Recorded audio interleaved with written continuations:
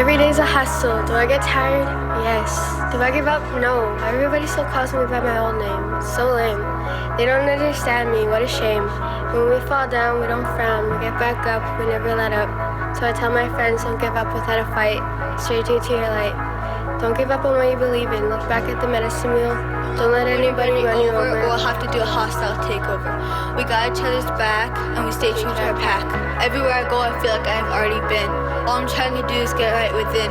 Everybody's too busy for my problems, so I sleep because it clears my mind. Now I step up and stand for myself. Before this, I used to hurt myself. Life is shitty, sometimes it's a pity, to the point where you want to hide. I've cried so many times, shy people don't want you to see through them. They just try to blend and pretend, but we all just need a friend. Bros that cover their face want you to think they have it together, even though they are delicate like a feather. But we are telling you, this is our city, and you don't have to be pretty. 1, 2, 3, 4, 5, 6. They keep saying be stronger in a better place, but what's that place like? Wish I can see their face. Wild meat, soup and banner fire burning 4 days for the last journey. I hope they make it safe. Wish I can tell them I'm strong, but deep down I'm broken. It's never easy losing people when they call back. I'm reading books for coping methods, trying to store facts, but every time I get to thinking, tears fall flat. I lost so many in my life, but was it all planned? For them to brighten up my days and leave me wondering why the good die young and they call you home. They had so much to give, and they did, I know. Our moments made me strong for this roller coaster road. I want you guys to remember that you are the light. I want you to repeat after me. Say, I am powerful. I am powerful. I am special. I am special. I am worth it. I am worth it. I walk in greatness. I walk in greatness. And I will never quit. And I will never quit. And I will never give up. And I will never give up. I was looking for my spirit animal, ducking and dodging the spirit cannibals. The cold wind made me safe. I was thankful for what they gave. They gave me strength and air to breathe. And the Creator made me believe that there was dreams and hopes. I found my own way to cope. Then I saw Him. He whispered truths and lifted this heavy weight, this great load. The buffalo stared into my eyes and gave me strength and courage and made me feel at home on Bullhead Road.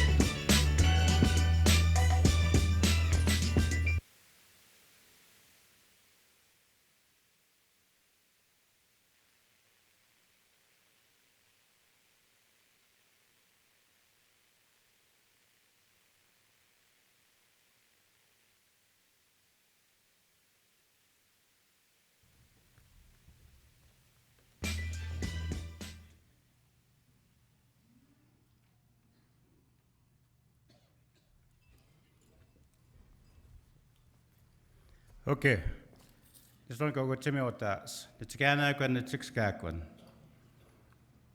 I am Sorrel Horse, member of the Blood Tribe, part of the Blackfoot Confederation. My given name is Case Eagle Speaker. I'd like to first start off to acknowledge that we are on the traditional lands of the Blackfoot Confederation, as well as Treaty 7 Nations, which includes Sagana, Siksika, Bekane, Satena, and the Estonian Nakota people, as well as the Métis people of Region 3 who make Calgary their home. So we welcome you to our lands that we share equally with each other as human beings. I'm going to be doing your blessing, but before I do that, I'd like to ask you that as we do our blessings, our prayer, that we include the Siksika Nation from the fire that they suffered from last night.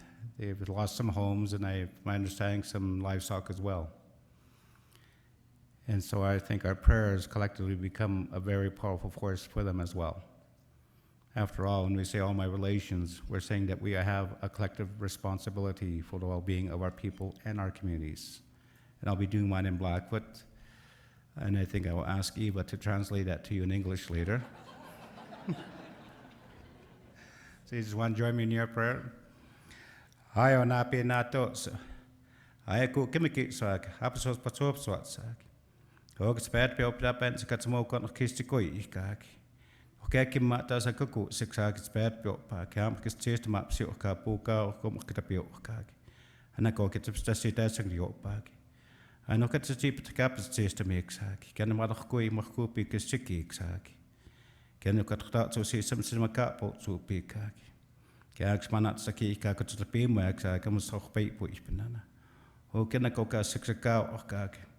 Ai katsing iki matko men ko koi ikak. No keta piska ko patsimo ikana. Ai nak koktu kena spat pio pa kan sta pa no kipinan. Ats kikim mata psita pi sanana. O ken iko spat wa kista kan skolta sak. Nok suits pompitata. O kimuk ko siksan o kista koi ikan ko ta ko sak ka ko pe pio nit spa pe sikak. O ken iko spat pio pa kak at kana soka pio kak. Kan kada ada pespom istata spat po pagi. Ho ken spat po pagi na tapses kospenan o kesti ko ikatsemu ikana. Ho ki same pat pe skima pitsi kan ha kamotan ka spat po pagi. So thank you. I'd just like to tell you that in what we do in life, it begins with a human being. After all, we're all related in the eyes of our Creator. We're all friends. We just haven't met yet. Thank you.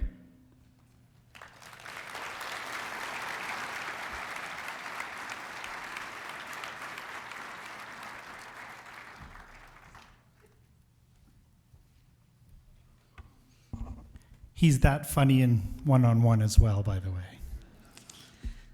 Good evening, everyone. Oh, come on. Good evening, everyone. Aha. Welcome. Thank you for being here at Calgary Foundation's 2017 Vital City Celebration. My name is Ken Lima Coelho. I'm thrilled to be invited back as your MC and host. I'm a foundation volunteer, about 17 years and counting. I've been through a few buildings, but I like the one you've got. It's very nice.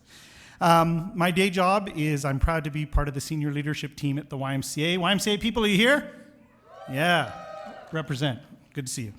And of course, I'm really thrilled after what we've all gone through in the last little while to still have my lucrative side job as Mayor Nenshi's body double.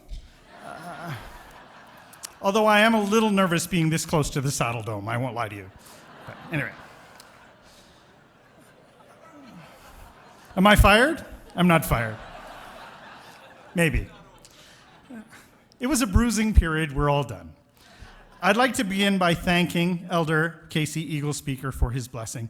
Casey, as he mentioned, is known by his traditional name of Sorrel Horse, given by his people within the Blackfoot Confederation. He's a member of the Blood Tribe in southern Alberta and works in a very amazing capacity bridging the Sweetgrass program at Hull Services. Once again, a round of applause for Elder Casey.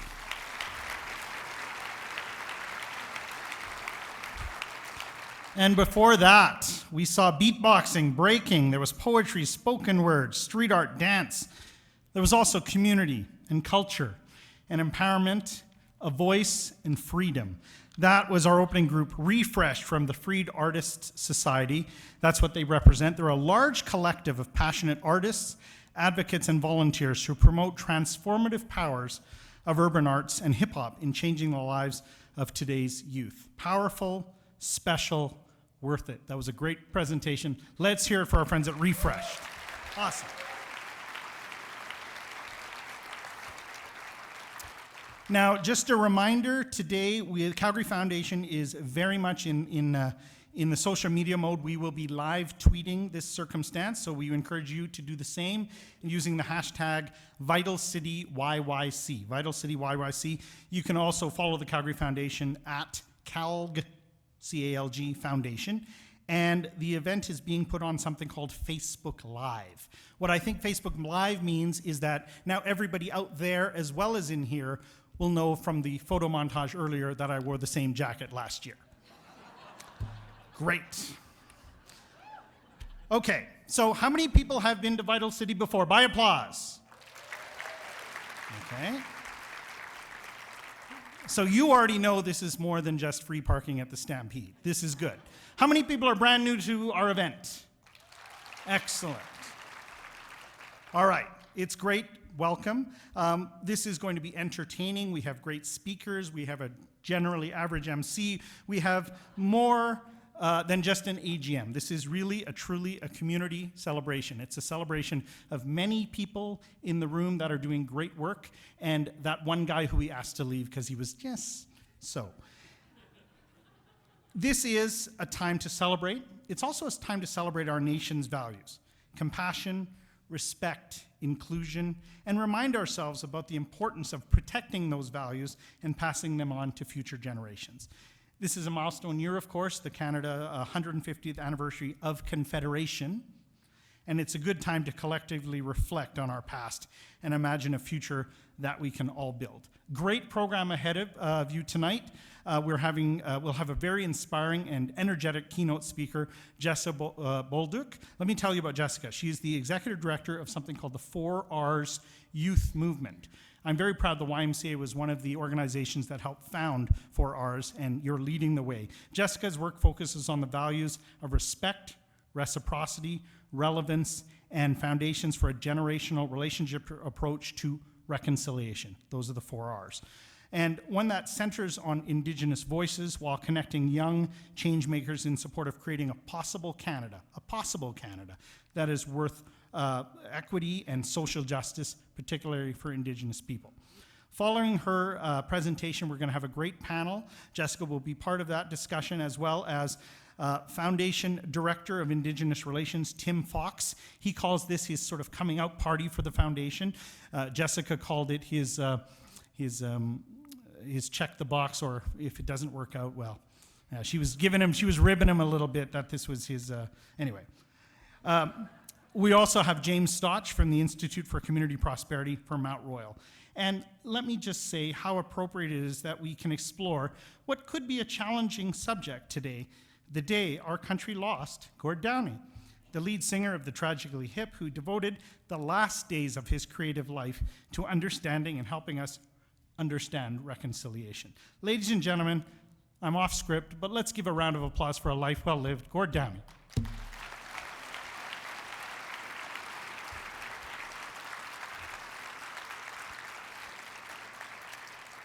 First up, I do want to let's find out a little bit more about what the great Calgary Foundation has been up to in contributing to our community.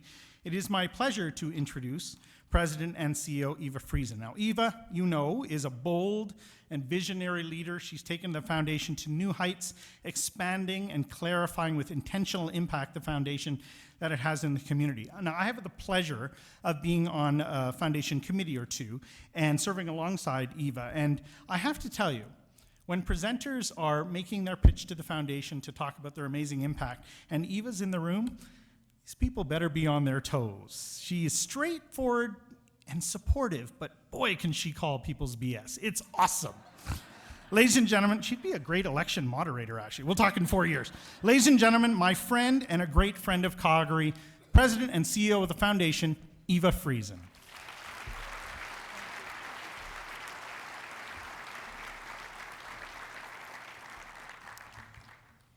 Well, every event has two ingredients to be successful. The first one is a fabulous audience, and I think we have that in absolute spades. Thank you all for coming. You'd almost think that you cared about this community. All the talk outside, the people I met, the organizations I know you come from, the great work you do, it is truly an honor that you all come here. The connections happening between us out there are phenomenal, whether you're a donor or a volunteer or someone working in a charitable organization, or maybe you're all three of those things. I really appreciate it, and we thank you for what you do for community. The second ingredient is the speakers, and we have yet to see where that goes. But our first act was certainly powerful, and I know I hurt when they did their thing. And I'm glad that I could just give you the report from the Calgary Foundation. I'm here representing a small but mighty team of wonderful staff, 33 of us, I think, give or take, maybe 34 now, at the foundation. We said goodbye to 2 long-term staff this past year, Carrie Longpre and Dan Thorburn, both rewired their lives, and we have 2 new, I think they're called millennials in that job now. You'll notice the impact of their work in my slideshow because there's some nifty animation in there now. And Carrie, we didn't do that last year. So I want to take you on a journey of this. Oh, and before I do that, I want to also acknowledge and thank the tremendous board of directors of the Calgary Foundation. There's 14 dedicated, skilled, professional people who give of their time and their expertise and their commitment to the work of the foundation to manage the governance, to give our strategic direction, and to be those good stewards of those gifts that many Calgarians have given to this foundation. So thank you to our board. You see them all here, and you're going to hear later from Elizabeth, our vice chair, because Bob Gibson, our chair, was unable to be here today.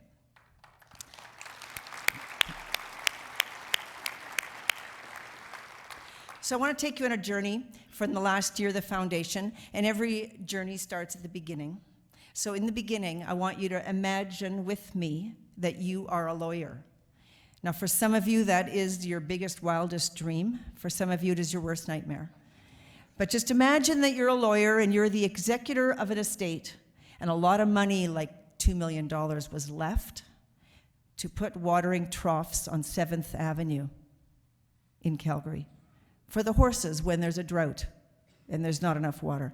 And it's your job to put that money to good use in this community as the person who left it said so in their will. And that's your job. So that's a problem today, wouldn't it? It'd be a big problem. So that is the people who faced that problem, the solution to the problem they came up with in 1955 is the Calgary Foundation.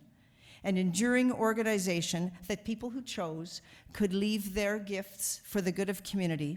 They could leave their gifts to meet the needs that we could not see and help people that we would never meet. And that purpose, 62 years ago, is as relevant today as it ever was.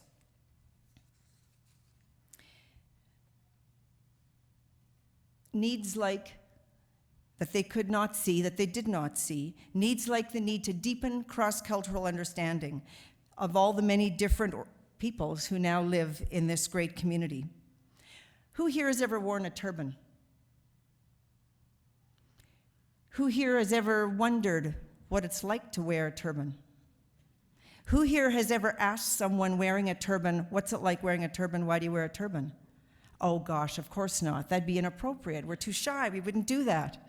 Well, over 3,000 non-Sikh Calgarians this summer in Princess Island Park had an opportunity to experience and learn about the meaning of a turban in this great event to celebrate Canada's 150th anniversary of Confederation called Turban A.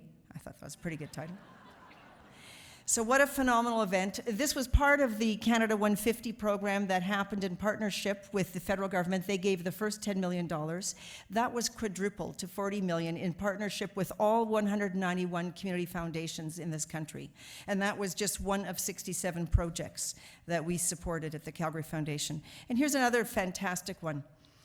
Imagine 150 communities right across this country, each of them creating one mural. The mural, what they have in common is a train flatbed, a train car. And on the train car is something specific to that community, which designates that community. Well, in Okotoks, that was one of the communities, and this is their mural. 180 tiles are on that mural, and 600 Okotokians got together to paint those tiles for their mural. And of course, that's the erratic, the big rock that we all know so well. So those train cars will be linked electronically, creating a viral train across this country. It's another one of those 150 projects. But now I'm going to go to the statistics for the year, because that's something our articles of incorporation say that we will do this once a year. So whether you like it or not. The Calgary Foundation is an endowment, and we work to build and grow that endowment to do the good work we do. We never fundraise. because we believe we support the charitable sector much better by not fundraising, because that's what you all do, and you do so very well, and you have great needs. But nevertheless, we inspire philanthropy and we serve donors, and oftentimes a gift is directed directly to a charity, but sometimes it's appropriate and best served at the Calgary Foundation in a new fund, and that's what we do. And so this year, the new contributions, despite the bad economy, and despite the recession that we're in and the tough times everybody has, $26 million new dollars were gifted to the Calgary Foundation.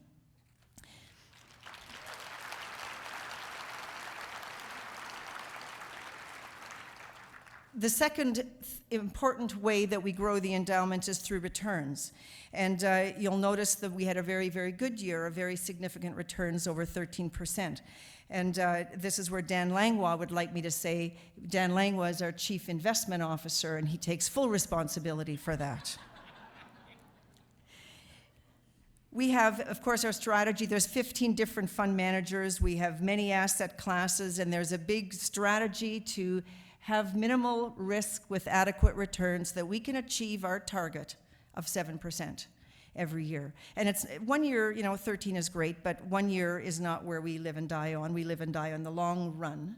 And in the long run, we've achieved the 7%. And what we're very proud of is that every year is better than the benchmark. Now, we want 7 because we grant 4, we cost 1, and we want to reinvest 2 into the fund to grow the endowment. So thanks to Dan and Elizabeth Peters, who's the chair of the investment committee this year, for the great work that they do.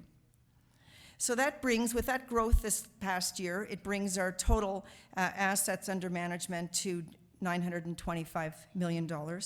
And so we're very honored and humbled to hold that safe for the good of this community.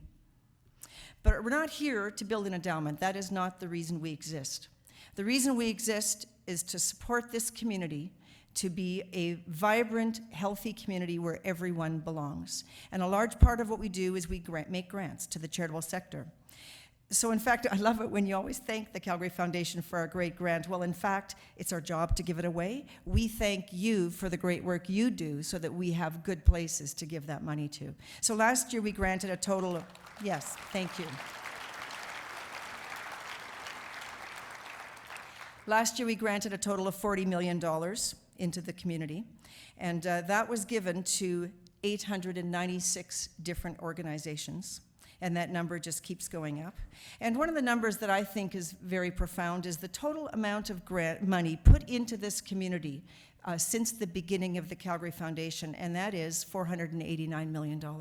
And we're going to celebrate the 500 millionth grant that we give the day we do.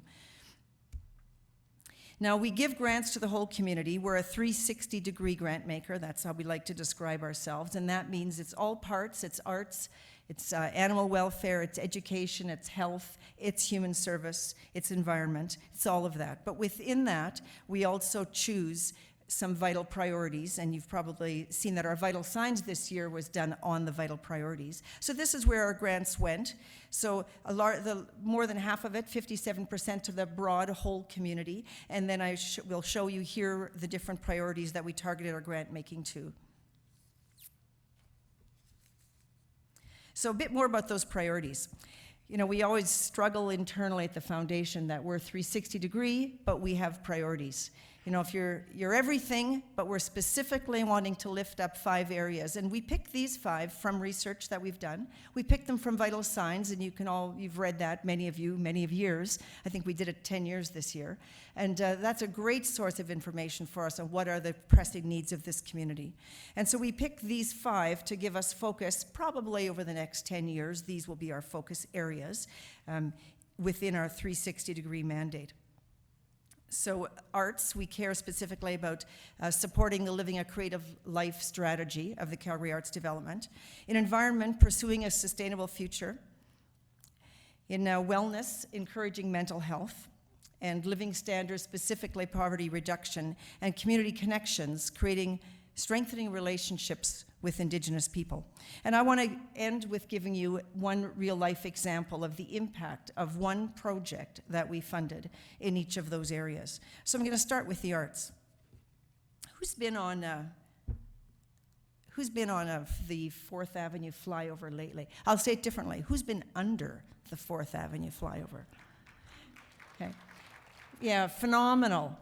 A wasteland before, a concrete nothing, a no man's zone, brought to life by grade 6 students at Langevin School. They transformed this area into a whimsical and colorful play space.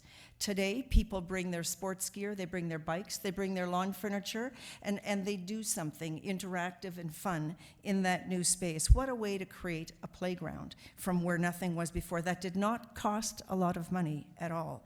And it's amazing how a little bit of money, a great idea, some creativity, and an artistic venture by kids can completely transform a space. And we were really proud to support that through our Soul of the City neighbor grants. Living standards, reducing poverty. You know, the Calgary Public Library is tackling that differently. In every library, they are creating vibrant, interactive, play-based learning centers for children 5 and under. Typically, these are the kids that can't read. Education, we all know, is the key to success. It opens doors.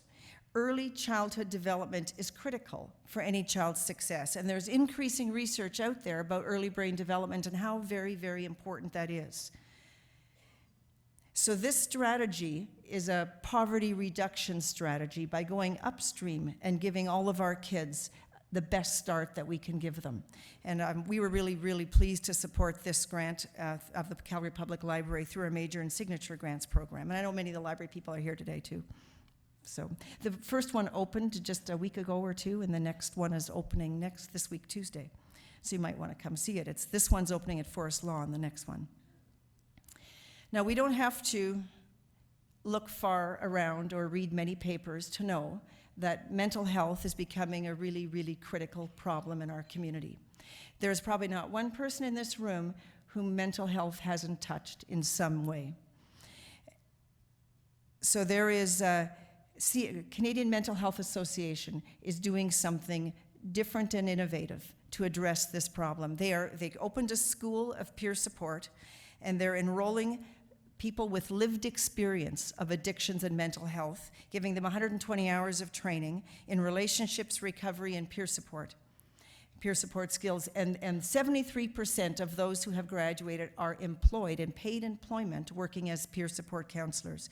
There's nothing more meaningful if you're on a journey of challenges to meet someone who's traveled the road before you and succeeded and can give you some support for the journey you're on. So kudos to the Canadian Mental Health Association. That's just one of very many terrific programs in town, and we were really pleased to support that with the community grant.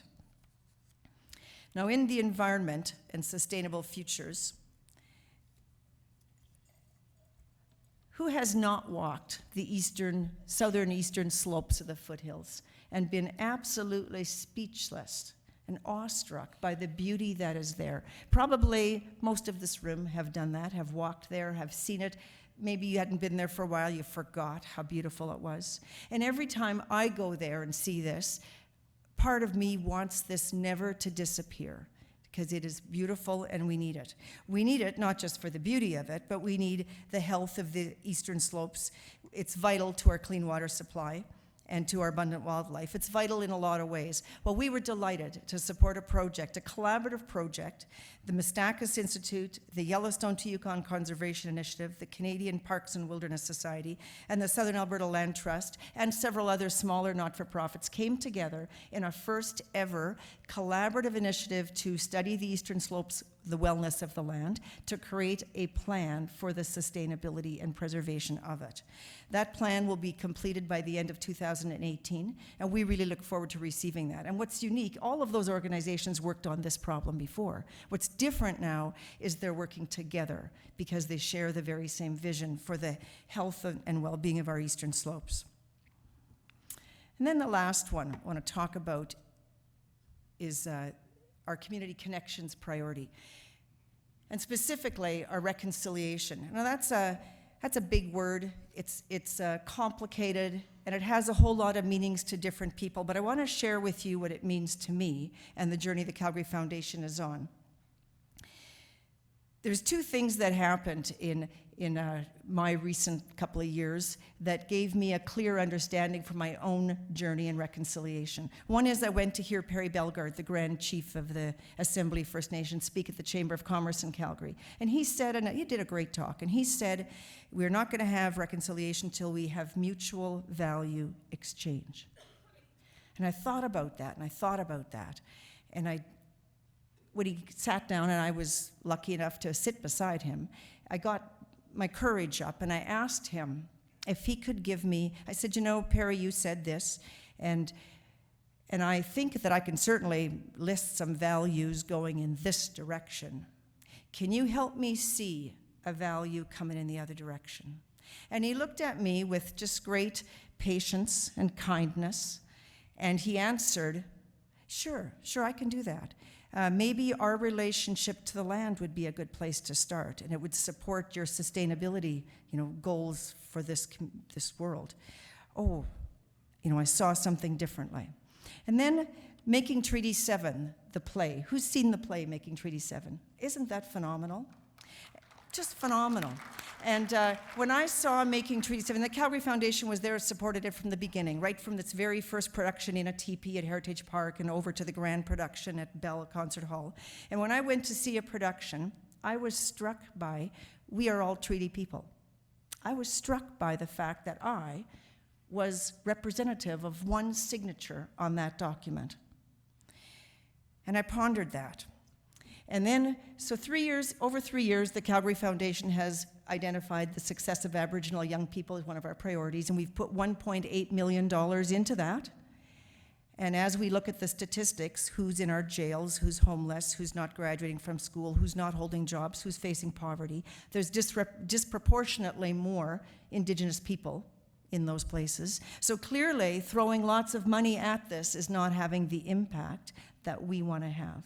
So I thought about those two things, mutual value exchange, and we are all treaty people. And I realized what's necessary is an attitudinal shift within, not more programs and not more grants, but a different way of seeing and a different way to know. And so that led us to the hiring of Tim Fox as he's in charge of that journey for the Calgary Foundation, not of the journey out there. He's in charge of the journey inside us, leading our own inside culture shift. And we're just so pleased to have him. And that's one of our biggest highlights of this year. And I want to end with showing you one vignette from the Making Treaty 7 play, which is beautiful. And that's my wrap. So enjoy watching that video. We both grew up in southern Alberta. In 1998. In 1999.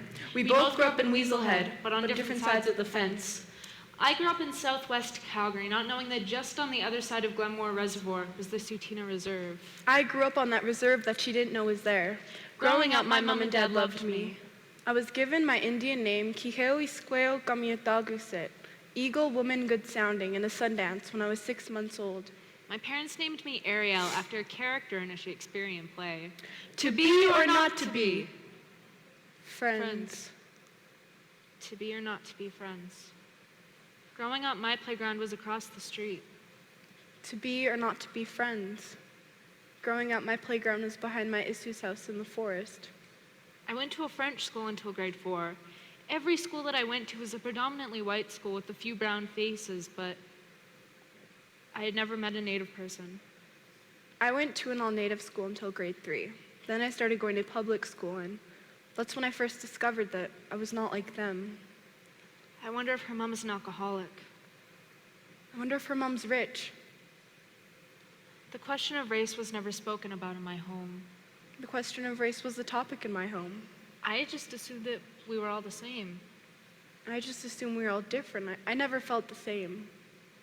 But little did I know that both of our mothers are artists. We both admire Frida Kahlo. We both love frozen yogurt. We both listen to jazz music. We both hate Nickelback. Everyone hates Nickelback. We both like to make movies. And we're both teenagers who like to hang out with friends. I had a best friend in grade 10 who, when asked about First Nations people, would say things like, "I'm scared of them, they're disgusting, they're dirty, they're addicts and alcoholics." I believed her. I was walking downtown with my white friends after school, and there was a homeless Aboriginal man sleeping on the ground, and everyone was laughing at him and making fun of him. And then they looked at me, like I represented all of my people. And then it went quiet. Looking back on my life, I've never felt like I've had to represent all of my people. My people. My people. I'm Cree, Dene, and a bit of Iroquois. My people. I am French, English, and a bit of Irish. I march for the missing and murdered women. I march in support of gay rights. Did you know that in Alberta, women received the right to vote in 1916? Did you know in Canada, Native people weren't given the right to vote until 1960? Separated by the lies of the past. United by the truth of today. This is 2015, and teachers are still telling us that colonizers were explorers who discovered the Americas. As if we even needed to be discovered. As if those explorers were people with an adventurous curiosity rather than other ideas. It's time to take down the lies. And talk about the truth. I'm a young, educated, Indigenous youth who has a lot to contribute to the future of this society. I am a young, educated woman who has a lot to contribute to the solutions. Together we are here to create a new history that does not include the lies we were taught about our past. Together, we insist on being heard. Together, we are all treaty people. All my relations.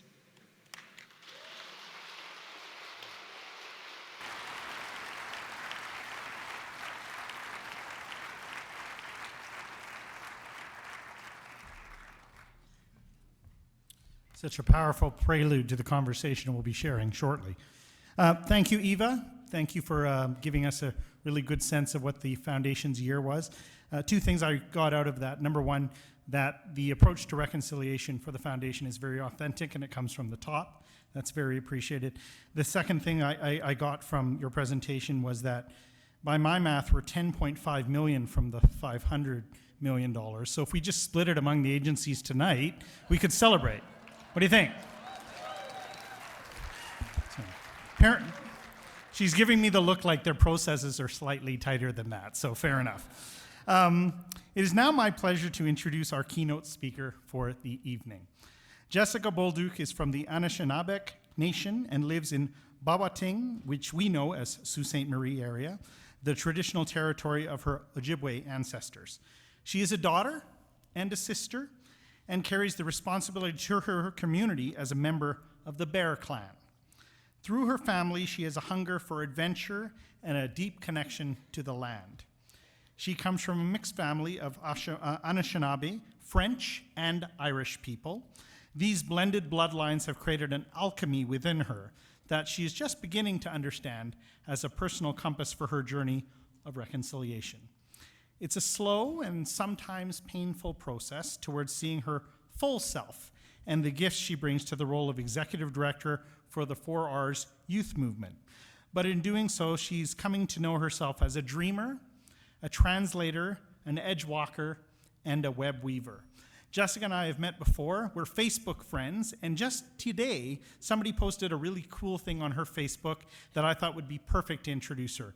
They said, when Jessica's around and gives ideas, get ready for a welcome provocation. Ladies and gentlemen, Jessica Bolduc.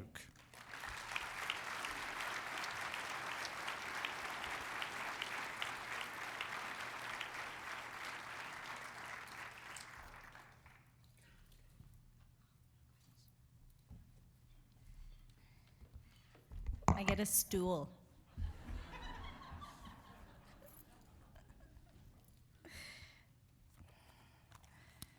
Ken, I got a little nervous there when you started to quote my Facebook, but it's possible that that might have been Tim who made that post.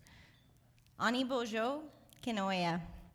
Bidoya bimatsi benesis nigishnakas bawatin donjaba makwen dodem ojibwe nishnabe kwendao.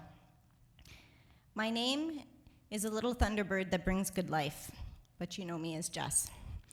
I come from the Batchewana First Nation, and that's located in Sault Ste. Marie. I'm really grateful to be here and to be welcomed in by the original keepers of these lands, those from the Blackfoot Confederacy who've set a precedent for others to welcome people into this area so welcomely and with such open arms. So Miigwech to Calgary Foundation, and for others for having me here to speak to you about my experiences and my story. I'm a visitor here, all the way from Anishinaabe territory in Ontario. Sault Ste. Marie is where I call home, the Twin Saults. We are a border city with Sault Ste. Marie, Michigan, across the bridge to the south of us. These borders are artificial, I've heard many an Indigenous person say. After all, the traditional territory of the Anishinaabe people, and from what I understand, the Blackfoot Confederacy, spills over into the US borders. I'm gonna pause for a minute because I need a clicker. Eva.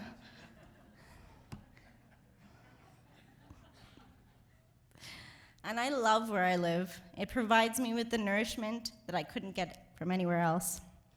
We are nestled between Lake Superior and Lake Huron, a place of gathering for the Indigenous people for thousands and thousands of years. It is where I call home. It is where my ancestors have lived and died. It's where I work, where I play, and where I watch my nieces and nephews grow. Here, the landscape transitions seamlessly from mixed wood to jack pine forest, from field to rock, from land to water. Natural edges that provide balanced ecosystems where new species can emerge and thrive, feeding the borders around them with diversity. There is another border that exists where I live, the border between Sault Ste. Marie and Batchewana Reserve, my community. It's subtle and it ends at the corner of Frontenac and Boundary Road. How fitting of a name for a city to provide for the place where it ends and the other begins. A subtle apartheid that has embedded itself in the subconscious of those living on either side of that border. It was by strategic design, the reserve, a model used to form the basis for oppressive apartheid policies in South Africa that would follow the creation of the reserve system in Canada, and residential schools, the 60 Scoop, missing and murdered Indigenous women. Although the modern Indigenous population lives both on and off reserve, these borders still affect how we define who does and doesn't belong in community, who is and isn't Indigenous enough. What resources are ours and what resources are yours? What lives are worth saving, and what lives we turn a blind eye to? Sadly, the Indian Act of 2017 looks the same as the Indian Act of 1867 or 1876, and it's killing our people every day. So why do we create these borders? They seem to exist everywhere. The borders between right and left in our elections, those that show up between academic institutions and community, Indigenous and non-Indigenous, us versus them, right versus wrong, heaven and hell, living, dying, good, evil, sad, happy, light, dark. Polarities, paradoxes we move fluidly between, stumble through, or avoid altogether. Sometimes I suppose it's easier to look across borders rather than having the courage to meet in the middle. On every border, there is an edge. The edge is rarely a comfortable space. It requires us to explore new heights, face the fears, uncertainties, complexities, and hypocrisies of our existence, so that we can reach new understandings about ourselves and the borders we artificially create in our communities. Change being a hard experience, not always accompanied by positivity, most often accompanied by pain and struggle. Moving to the edge of that comfort, to a place of discomfort, and looking out at what may be possible, we may find the border that we once knew no longer exists in the same way we thought it did. In the forest, certain plants and animals thrive in these ecosystems, in these edge spaces. We have them too in our communities. People who leave the safety of the borders to reach out and expand our sense of community, bringing us back together in a different and more whole way. Because the changes that we need won't happen where we are safe. I call these folks edge walkers, the innovators, the facilitators, the stewards, the bridge builders, those gifted with the skills to help dying thoughts do so with grace, while holding space for something new to emerge. The people who see the light in the darkness. In my community, edge walkers are a new generation of Indigenous leaders who have no patience for the status quo, who are deeply interested in the potential of the future and have a hunger to contribute to a better world. We've learned from the past and are using our Indigenous worldviews and understanding of modern systems to shape a future possibility that values the well-being of all rather than only a few. We find these leaders in cities, on reserves, and Métis and Inuit homelands. Because we walk in two worlds, Indigenous people have a unique way of looking at the world. We are bridge builders. We're here to help Canada to walk towards the edge, to look at the issues and reconcile the past. Taking Indigenous knowledge and using that to inform and transform these borders is where I see the most potential for change and where the edgewalkers are thriving. With this and the abundance of pressing social needs facing our communities, there is a quest to find novel solutions. A Canada that will respect discovery of change in itself and that in others. Canada is experiencing a wake-up call. It's going to require a new kind of leadership, leaders that organize to foster empathy across borders, cultures, and generations in support of real social change. And real change is possible when we use our awareness and our relationships to step to the edge that holds the tension between our most challenging situations. In reconciliation, the edge that we are walking on is full of uneven ground. It requires us to learn and to unlearn what we thought was the history of Canada. At the 4 Hours Youth Movement, we are 14 national organizations who are looking for a new possible future. We are young people who are embodying the values of the 4 Rs: respect, reciprocity, reconciliation, and relevance, as some of the key elements that we need to lead to the future that we're trying to create.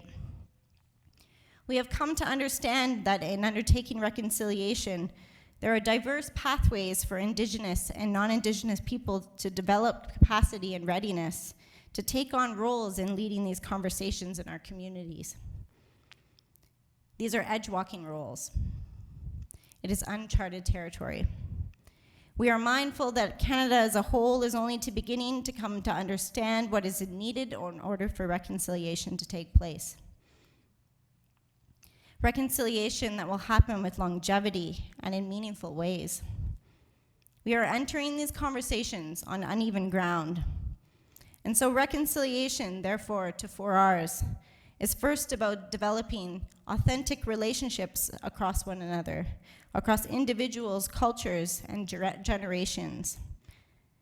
And at that level, new things will emerge.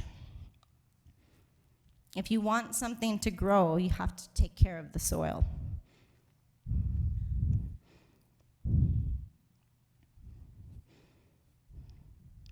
On Canada Day, a group of edgewalkers, spirit warriors, we reoccupied Canada. We reoccupied Parliament Hill. And we came from all directions to remind Canada that in celebrating 150 years of Confederation, we were also celebrating 150 years of the mistreatment and genocide of Indigenous peoples.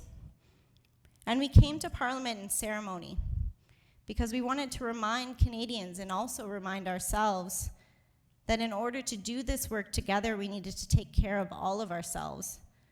That included our spirits as well, because we were walking through these worlds with wounded spirits.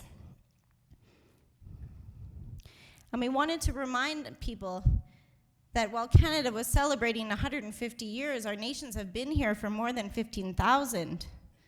Did we not forget this? Was there not a place for us in this conversation?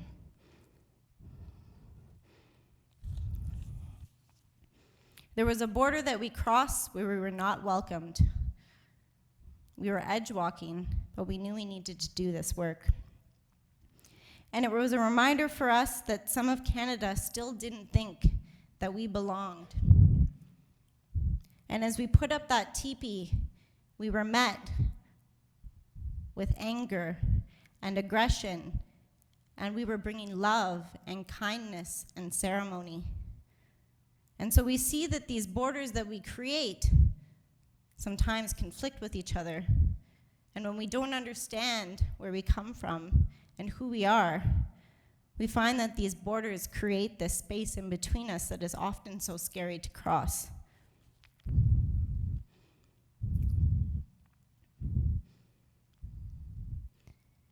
And so I knew I had to be that edge walker.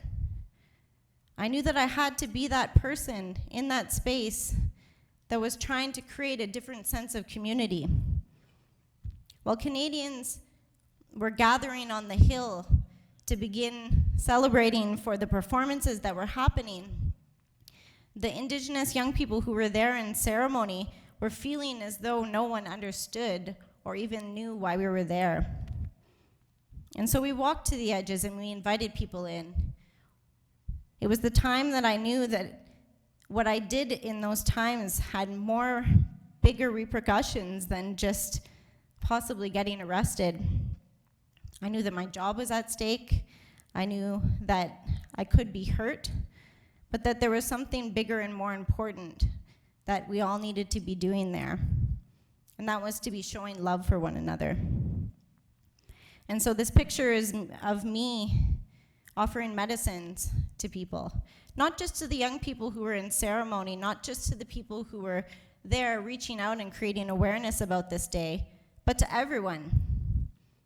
Because it was about us showing that we can open our borders to others and that we can be with each other to learn from each other, so that when we leave this place, we leave with a greater understanding of what we can do together to build a Canada that is more inclusive for Indigenous peoples.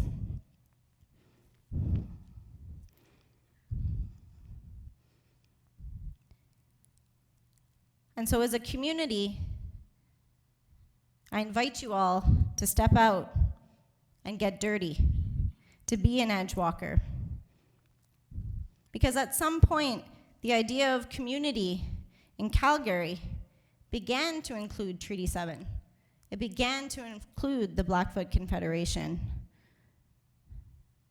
It started to expand its understanding of who was included within those borders. And the edge walkers, like the Calgary Foundation, the volunteer sector, the philanthropy organizations, everyday citizens on both sides of this artificial border started to reach out to each other. And in my community in the Anishinaabe Nation, we have a prophecy where we envision that we are in the time of the seventh fire. And this is about a time of a new people that are emerging. We will retrace our steps to find what was left by the trail. Our steps will take us to the elders, and we will seek their guidance on our journey. We will awaken to a new time where some of the elders will be silent out of fear. But these new people, these edge walkers, will have to be careful in how we approach the elders, because this new task will not be easy. And it's at this time that we will need to be given a choice. They say that in this prophecy that we will have two roads. And if we choose the right road, then the seventh fire will be lit. And then the eighth final fire, the fire of peace, love, and brotherhood and sisterhood. And if we make the wrong choice and we go down the wrong road, the destruction which will be brought to this country, to this world, will come back and cause much suffering and death to all of Earth's people. I think that this choice of the seventh fire, is a choice that is a real choice for us, but it's also a choice of our mind and our hearts. With Canada's 150th anniversary on the horizon, we can see that the past is ending and there is a new future that is ready to begin. What is needed is visibility, a voice, a leadership role for Indigenous peoples in this transformation. A dismantling of the systems to allow for integration of traditional ways of knowing and being that are recognized and celebrated for their ingenuity. From here, together, we will bring about the social, ecological, economic, and cultural changes that are needed for our communities to thrive and unite with other edgewalkers in the pursuit of a community not yet imaginable. We can do it right for once, but we need you to be a part of this movement because edgewalkers need courage, and courage needs to be cultivated and supported. Being on the edge, I don't know what's there, but I know if I lean over to see into what's possible, the others are beside me, leaning with me. So join us on the edge. The view will transform you. Miigwech.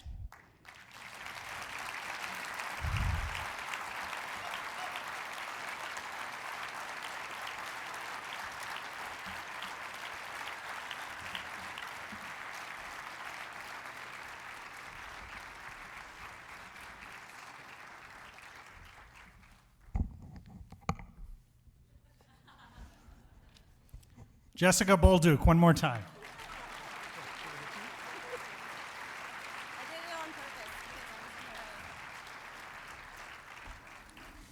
We've got some furniture choreography to do before we get to our panel, but what a powerful presentation. One of the lines that I think will stay with me as I think about this journey for myself. The changes we need won't happen where we are safe. Very powerful. Ladies and gentlemen, this is an uncomfortable conversation for some people. It struck me that we need some help and we need some guidance, and we're not alone. I'm going to introduce a couple of other panelists who are going to explore this with us today. Tim Fox and James Stotch. Let me tell you first about Tim. He was introduced by Eva. He is a proud member of the Blackfoot Confederacy from the Kainai Reserve and Director of Indigenous Relations with the Calgary Foundation. Tim is working closely to help staff develop a deeper understanding of how to strengthen relationships with Indigenous communities in a way that is healing rather than prescriptive. Tim is also facilitating a change process that will impact the internal culture while incorporating work of the Truth and Reconciliation Commission, both internally in the Foundation and to our benefit in the broader community. James Stotch is the director of the Institute for Community Prosperity at Mount Royal University, one of the leaders in this area, and has served as a foundation executive and consultant with nearly 2 decades of experience working in the fields of philanthropy.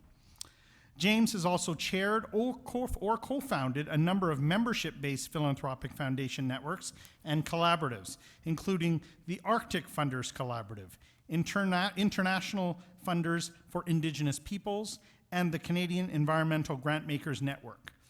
What some of you might not know is James is not new to the foundation. 1999 to 2002, he actually managed the community grants program right here at the foundation. Ladies and gentlemen, come on up and join me, gentlemen, Tim Fox and James Stotch.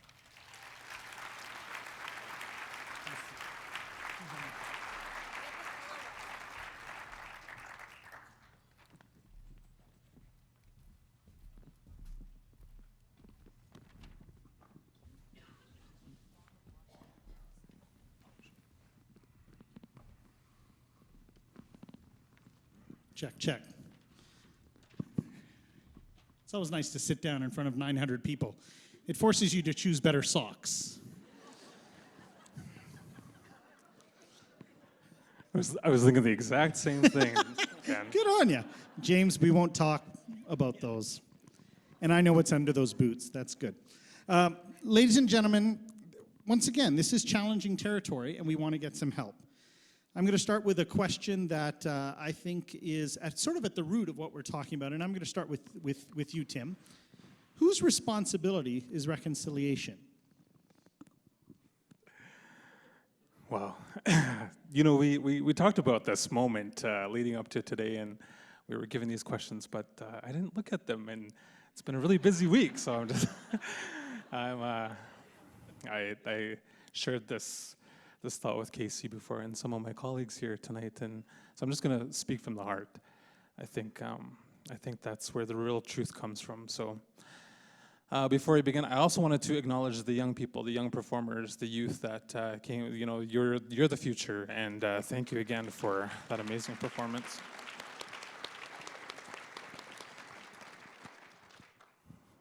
I think the work of reconciliation is a huge buzzword in today's society. I think there's a lot of talk about how to mobilize it. Certainly my involvement with the 4Rs youth movement and my involvement with the Boys and Girls Clubs before I took on this role, I was heavily involved in trying to facilitate the dialogue between context. So for me, I feel like I sound like a robot all the time because I'm always referring to the importance of context.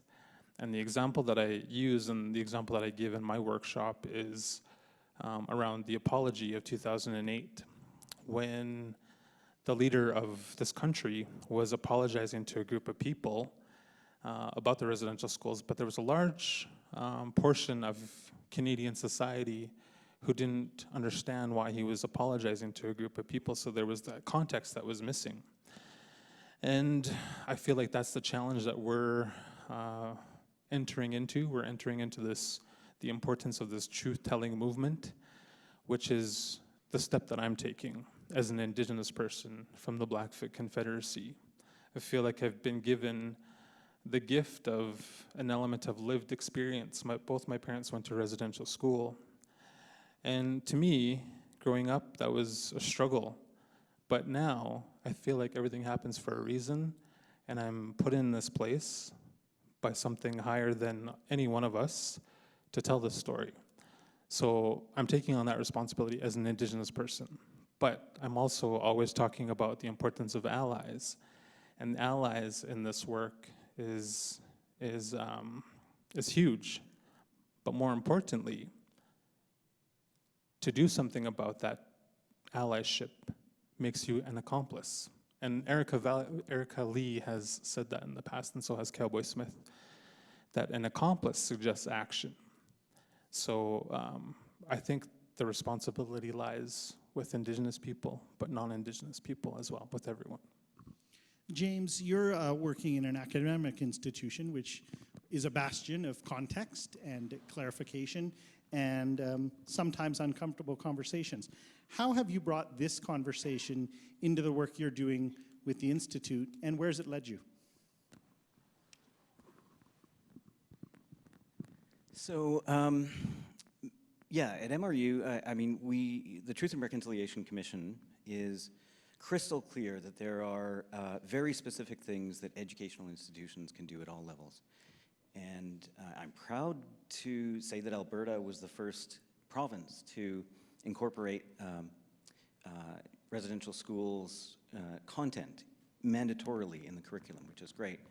And we're doing some amazing things at MRU, largely due to John Fisher's leadership as director of the Iniscum Center, and the transformative effect that he and many others have had at MRU. I know Patty Derbyshire is here, who's created this incredible Otapiaki project, which is about reconciliation narratives, beauty through fashion. One of the things, though, that is a barrier is that sometimes we get caught up in academic language. We overthink a lot of things, and we use a lot of, shall we say, highfalutin language, right? So we have lots of scintillating conversations in academia around cultural appropriation, about decolonization, about microaggressions, and all of these things are super, super important. The challenge for us at the Institute, bridging to community, is, well, what does this mean for the Tim Hortons crowd? Like, how do you translate that, and how do you engage people? So I actually think, the work that Making Treaty 7 did, the fact that they had it in Heritage Park, premiered it in the Big Ten at Heritage Park, is actually the stroke of genius that I think, because it reaches beyond indie theater, it gets to the broader community. We need comedy, we need Indigenous produced, Indigenous directed and written motion pictures, TV. We need to mainstream this conversation in a serious way, not just in the academy. I had a sense of that at a conference a little while ago. I heard a great Indigenous filmmaker and journalist named Ryan McMahon. He's also a comedian. He's hilarious, and he demystified and helped us all relax into the conversation. But it's not always easy to relax into this conversation, Jessica. As an activist, as someone who is living this journey personally, but also very publicly, as we saw in your presentation, give us a sense in this room of what our personal journey could look like. In advance of this, I read the 94 calls to action from the Truth and Reconciliation Commission. Very powerful words and very powerful actions are being called upon, but many of them were targeted to government or big institutions and agencies. I had trouble finding my way in. Give us some advice on how to find our way in as we leave this room today on the conversation that we need to have. Is it okay? Yeah. Thanks, Ken. I think one of the first things that that we need to do really is to believe that we actually don't know things, to be okay with that. And then we surrender ourselves, I think, to a humility about this conversation, and that you don't have to know everything. And you can start from there, and that's a humble place to guide your journey. And there's so much about what stories exist here in your local community that will really start to take you where you need to go. And everybody's journey is an individual journey. And we always say that reconciliation starts from where you're standing, because my relationship with reconciliation is going to look different than Tim's, is going to look different than James's and Ken's and everyone's, because we have different stories. We have different pathways that have brought us to wanting to care about these things, because for some of us, this history isn't just something that's in a textbook. It's our every day when we wake up. We cannot run away from it. And as Tim said, the accomplices that will exist and come and help us in our lives do a lot to help to change things for us. So I think that in that sort of humble learning that we can engage with in many different ways, that's a first start. There's so much that exists out there in literature and reading. Pick up some Indigenous authors. I always tell people to say that. Think about where your news is coming from. When you're reading about Indigenous issues and stories, are they coming from a non-Indigenous perspective? Challenge those things. Think about the ways in which that story might be distorted because of who's telling it. So the more that you can be thinking and learning about the truth from an Indigenous perspective, the more that you can understand the full circle of the history that context that Tim was talking about, in order for us to actually engage in respectful relationships and meaningful relationships, and furthermore, in partnerships with Indigenous peoples, organizations, and communities. As organizations, I think there's so much that can be brought into your organization by hiring Indigenous people, and not only as staff members, but also in your leadership and your board. And this isn't about token positions as well, because one Indigenous perspective doesn't represent the whole, but it's about sort of bringing in more of these voices so that you can begin to sort of see what it's like to be able to work in a space of reconciliation by actually having relationships with Indigenous people. This is going to be a challenge, and we're going to make mistakes. Tim, I was watching as Eva made her presentation, those beautiful kids colorizing and bringing to life that underpass. Did you catch what school they went to? Langevin, one of the architects of the residential school system. It's a complex challenge. What mistakes, how can we avoid making mistakes or be okay with making those mistakes, Tim? I think going back to what Jessica talks about is coming to terms with this reconciliation journey from a personal perspective first. I think that once you start to begin to get comfortable with being uncomfortable or having uncomfortable conversations, you realize that from a personal perspective, you're entering into a place of reconciliation. because some of the context that I bring into spaces is heavy content, and it has people questioning the role of their ancestors within our shared history. So that's a huge step for people. It's a challenge sometimes, and it does make people uncomfortable. But I also think about what Cindy Blackstock talks about is the truth will set you free. First, it'll piss you off, but it'll set you free. So I think the more comfortable you get with this place of self-discovery, the more comfortable you'll be coming up against these challenges, because there are going to be challenges in this work. And I don't think it's up to any one group of people to come up with the solutions. So I feel like my role at the foundation is to help my colleagues, the volunteers, the board, realize that we're all in this together, and that let's make these mistakes together and let's figure them out. Let's move through this space together and come up with some solutions while still strengthening our relationship with those communities that, as Eva said, disproportionately just don't feel like they belong when they come to Calgary. So I think it's okay to feel uncomfortable. James, I'm going to give you the last word. As you're driving home, walking home, transiting home tonight, what are you going to be thinking of? What did you learn, even though you're familiar with this work and have been doing it for many years? What did you learn tonight? So the concept of edgewalker is really sticking with me. And we like to talk about change makers or leaders, or we have all these terms for people who we hope make positive social change. And I love the term edgewalker. And I think I think we have to will ourselves into being uncomfortable.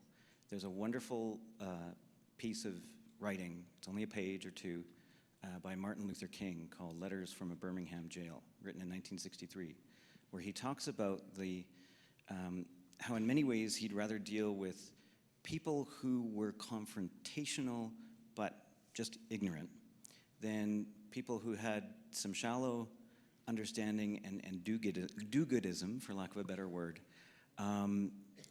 whose manifestations were polite and avoiding and kind of being polite, but in non-mixed company they would complain. They would say things like, why, in our context, why are we still acknowledging land? Do we have to do this at every public ceremony, or can't we just all move on? And I want us to lean in and put ourselves on the edge. And sometimes that means fighting and debating and mixing it up. And that's so much better than polite avoidance. Because that Canadianism that has characterized us for the last 150 years has not done us service with respect to Indigenous relations. Ladies and gentlemen, James Stotch, Tim Fox, Jessica Bolduc, your panel tonight.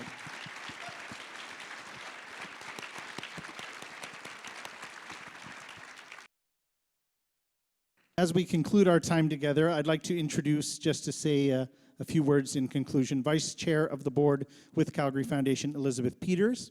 She's a volunteer. She's president of Liberty House Asset Management. She's been a director on the Foundation's board since 2013, holds a variety of different important roles, helps us create that bankroll. Well done on the investment side. We're very great. Ladies and gentlemen, Elizabeth Peters.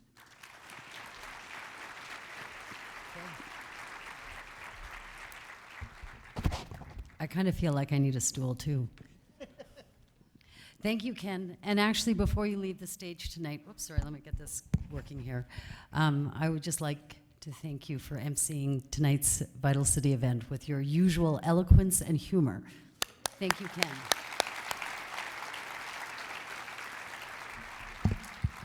Okay, get this. Ladies and gentlemen, I wish to hold your attention just for a few more minutes. I actually was told by an old friend outside tonight that the best way to do a closing speech was to make sure that your fly was done up and you keep it short. I promise 3 minutes is all I need. It's my job tonight to thank some of our sponsors and our contributors to this evening's event. The Calgary Foundation was fortunate to have Siona Investment Managers partner with us to host Vital City 2017.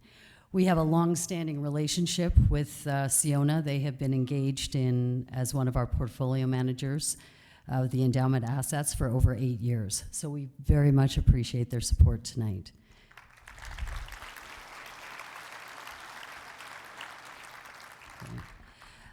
Further, a thank you to Eva for the report to the community. The past year has been another excellent period for the foundation, and the granting capacity of the foundation continues to grow, and we continue to grow our impact in the community. So to Eva and to her team at the Calgary Foundation, thank you very much.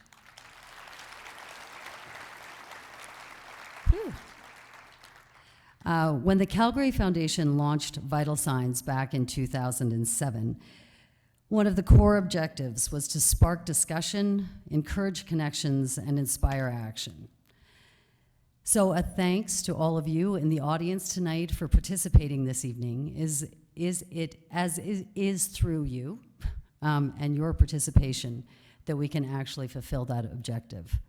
It's your conversations, your connections, and your actions that will in a large part, promote Vital Signs and actually the content of the program this evening into translating and actualizing Calgary into a vital city.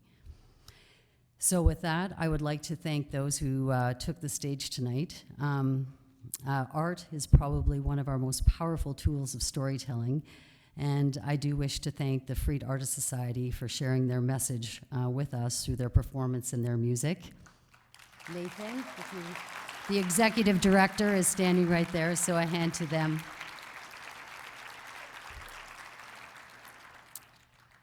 I would also like to acknowledge Elder Casey Eaglespeaker for his blessing tonight.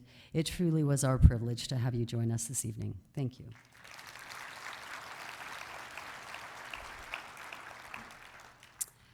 To Tim, James, and Jessica, thank you for your thoughts and a very candid conversation on reconciliation. This is a complex problem that will require complex solutions. And a clear takeaway from tonight's discussion is that remodeling a new relationship between the Indigenous and the non-Indigenous people of this nation is very much a shared responsibility for us all. And in closing, I would like to thank Jessica Bolduc, Executive Director for ours, for delivering the keynote speech to this audience of Vital City 217. Thank you so much. I know you have been crisscrossing this country over the past several years, speaking to audiences like Vital City about the importance of strengthening the ties between Indigenous and non-Indigenous communities. And I've been privileged to hear you speak so many times now on topics from language to healing circles, and tonight on Edge Walkers, which will remain with me for a very long time. I think it's interesting to tie this back to the recent Vital Signs report, which you all will see a copy of, is that in our recent survey, 79% of Calgarians actually prioritize the relationships as what they value most in community. So with that, Jessica Miigwech. So I'm going to ask Jessica to come back on stage for just one moment because I have a small gift for her.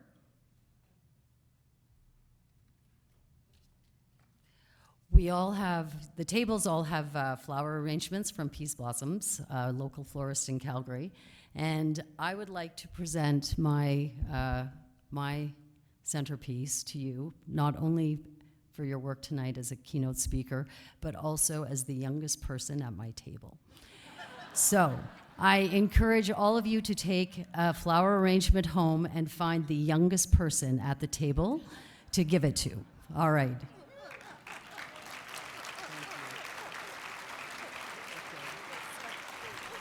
Okay.